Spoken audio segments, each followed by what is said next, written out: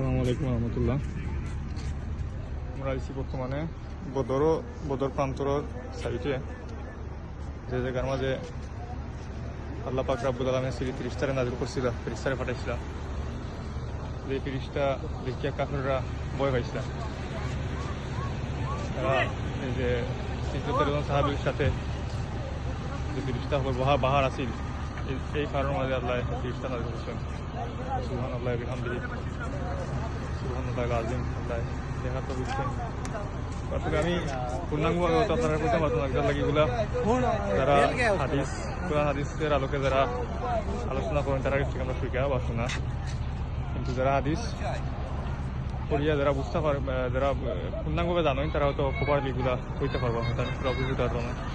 আল্লাহ দেখা যায় তফিক দান হোসেন, এটাই শুক্রিয়া আল্লাহ দেবার মানুষ আছেন দেখার বা দেখা।